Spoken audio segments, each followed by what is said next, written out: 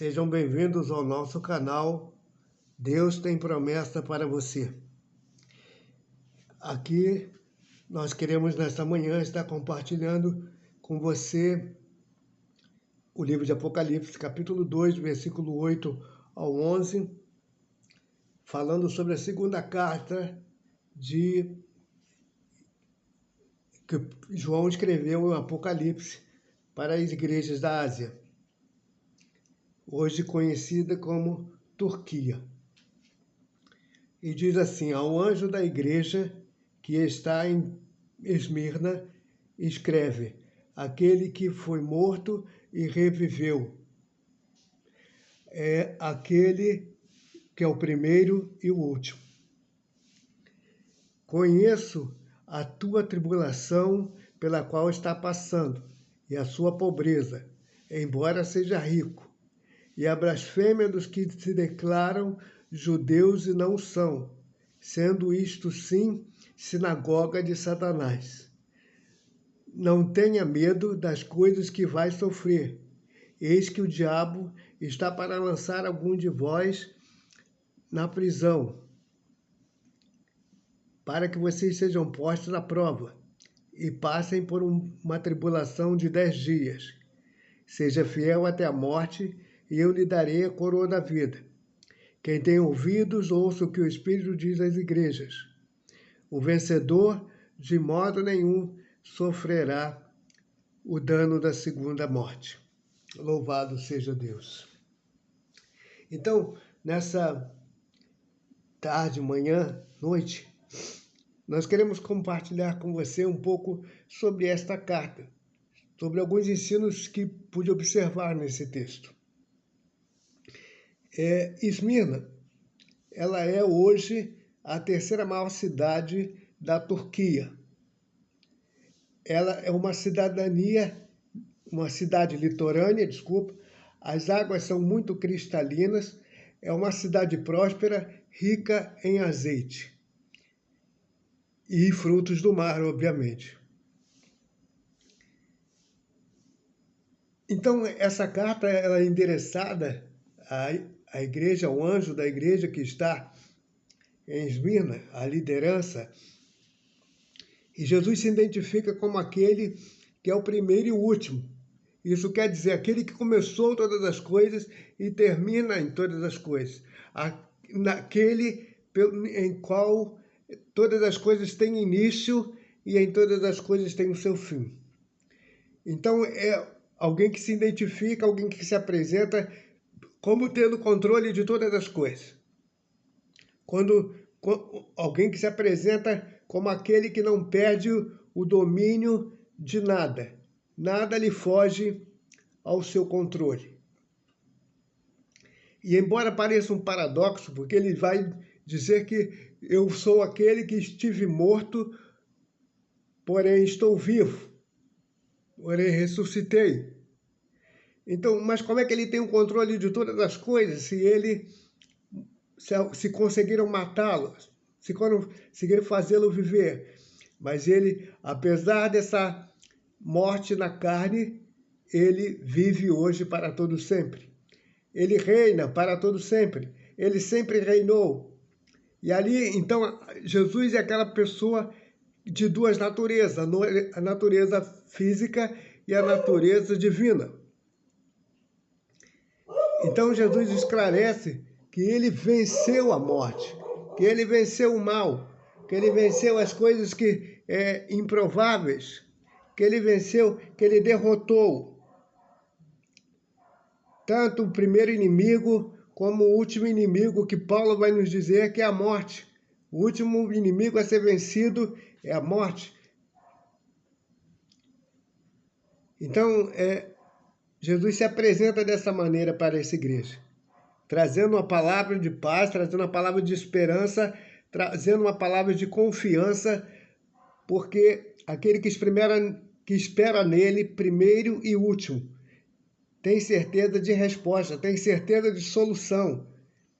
Aquele que reconhece que ele morreu, mas que vive, reconhece que ele tem poder e autoridade para vencer a morte e, obviamente, vencer todas as coisas. Claro que isso, em palavras, é muito bonito.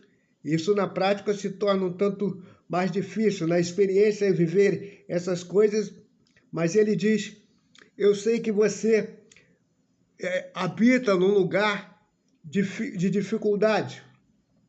Eu sei que você é uma igreja perseguida, uma igreja pobre fisicamente, mas é uma igreja rica espiritualmente. Uma igreja que não se uniu e não se junta com a sinagoga, com a casa ou com as práticas de Satanás. Você tem resistido, você tem permanecido fiel. E ele diz: não tenha medo de sofrer perseguições, de passar necessidades, de passar dificuldades, de enfrentar lutas. Não tenha medo. Eu sou o primeiro e o último. Eu estou vivo. Eu continuo vencendo. E ele vai então mostrar também para essa igreja, já no versículo 10,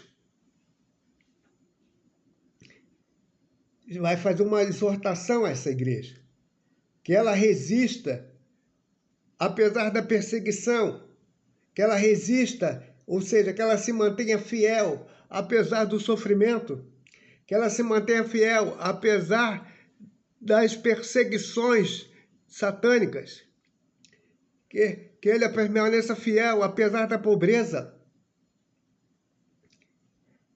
que ela seja fiel, ainda que haja prisões, ainda que haja morte, mas ela seja fiel até o fim. Porque ele diz que se essa igreja permanecer e ela for fiel até o fim, ela vai receber um prêmio, ela vai receber uma recompensa. E essa recompensa não pode ser tirada, não pode ser perdida, não pode ser roubada. A fidelidade dela vai lhe garantir a coroa da vida. Vai ser coroado com a vida, vai se tornar chefe, dono da vida. Vai reinar com a vida. Vai reinar em vida. Então Jesus está prometendo.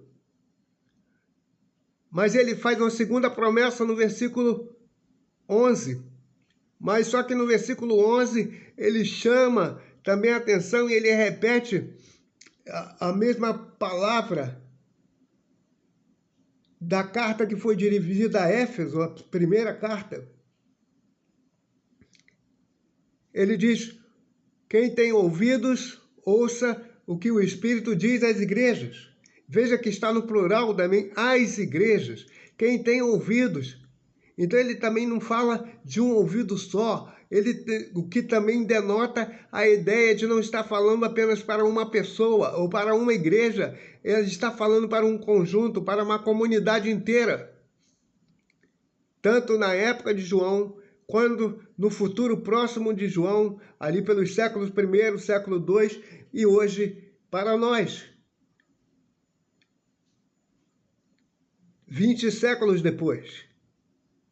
Ele continua falando: quem tem ouvidos, ouça o que o Espírito diz à igreja. Então ele diz: se você tem ouvido, faça uso dessa audição.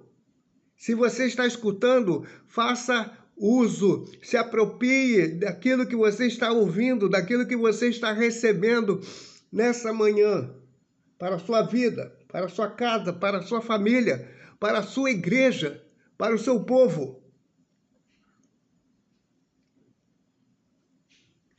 Se você tem condições de ouvir, não endureça, não bloqueie a voz do Espírito Santo, não se torne rebelde, mas creia e ouça a voz do Espírito Santo de Deus, o que ele está dizendo, o que ele está prometendo, o que ele está lhe garantindo, ou o que ele está garantindo a mim e a você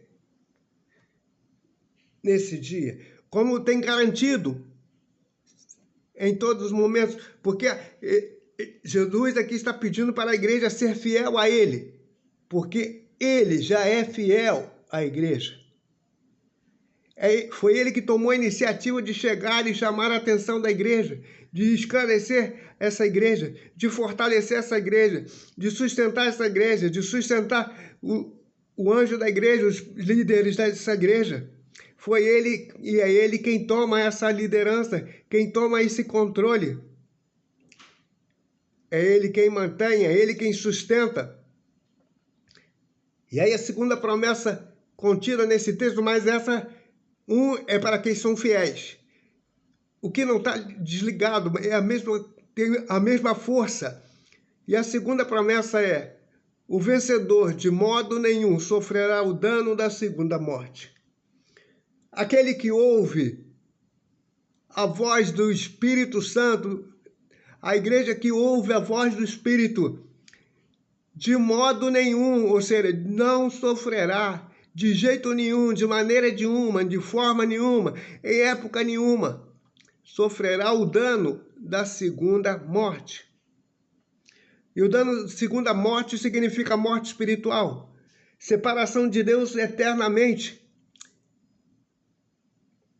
Então ele promete coroa da vida, e essa vida que vence a morte, a vida eterna. João, esse autor desse livro de Apocalipse, vai escrever no seu evangelho que Jesus é o autor da vida. Ele venceu a morte. E nele está a vida. E aquele que crê nele não morrerá eternamente. É isso que nos ensina o Evangelho e as cartas de João, 1ª, 2ª e 3ª Epístola de João. E aqui o Apocalipse. E também toda a Bíblia ensina essas coisas. Mas ficam claras essas doutrinas, esse ensinamento nas cartas de João, no Evangelho de João e aqui no Apocalipse. Aquele que vencer, aquele que for fiel, aquele que permanecer firme em Cristo Jesus, não na religião, não apenas na doutrina, não em alguma igreja. Claro, todas essas coisas são importantes, mas o que garante ao vencedor é a fidelidade em Cristo Jesus. O que garante ao vencedor a vida, a não sofrer o dano da segunda morte, a não ser separado eternamente, é obedecer às palavras de Cristo. Ele mesmo no seu Evangelho de João, ele vai dizer: aquele que tem os meus mandamentos e os guarda, este é o que me ama. Aquele que me ama, inclusive, será amado por meu Pai, viveremos para ele, faremos nele morada. Então, olha a promessa aí também de Jesus aí, que ele vai fazer, ele quer fazer morada, ele quer fazer abrigo no meu e no seu coração. Ele quer a nossa fidelidade, mas ele também diz no capítulo 14 do Evangelho de João: vou para o Pai, voltarei para vós, para que onde eu estou estejais vós também. Então é desejo dele, é plano dele levar a mim e a você para a sua morada celestial. O carregamento está abaixo 50%. Para a sua casa espiritual. Para viver eternamente na sua presença, na sua companhia. O que podemos concluir é que esse texto, ele nos faz e nos traz escolhas. Que Jesus, ele não está obrigando a igreja ou forçando a barra, ele está esclarecendo, ele está chamando a atenção, ele está exortando para que a igreja, apesar de passar pelo sofrimento, tenha um prêmio que é a coroa da vida. Que a igreja, apesar do sofrimento, apesar até passar pela morte, ela tem mais do que a morte física. Ela tem a vida eterna, porque é promessa do Pai. É promessa de Jesus, e aquilo que ele promete, ele cumpre. Ele prometeu que viria e ele veio, e ele prometeu que vai voltar e ele está voltando. Então creia naquilo que o Senhor tem prometido para a sua vida, para a sua casa, para a sua família, para a sua igreja, para os seus familiares. aquilo que ele tem prometido, não os homens têm prometido, mas a sua palavra tem prometido para você. Tome posse daquilo que ele tem prometido para você. E esse como eu falei aqui, Esmirna é um lugar, um nome que significa perfume. Então, no próprio nome da igreja, no próprio nome do lugar, havia uma mensagem e fala do azeite também. Então, esse perfume ou os azeites, eles tinham que ser espremidos, moídos, triturados para produzir o verdadeiro odor, o verdadeiro perfume, agradável. Então, ele está dizendo para essa igreja, seja fiel, continue sendo fiel a mim, e você vai exalar o bom perfume de Cristo, como fala Paulo, se eu não me engano, no livro de Coríntios. Que devemos exalar o bom perfume de Cristo Jesus. Então, que nós possamos fazer essa escolha de permanecer fiel até a morte. Que o Senhor assim, então, nos abençoe, nos sustente, nos ajude, em nome de Jesus. Amém.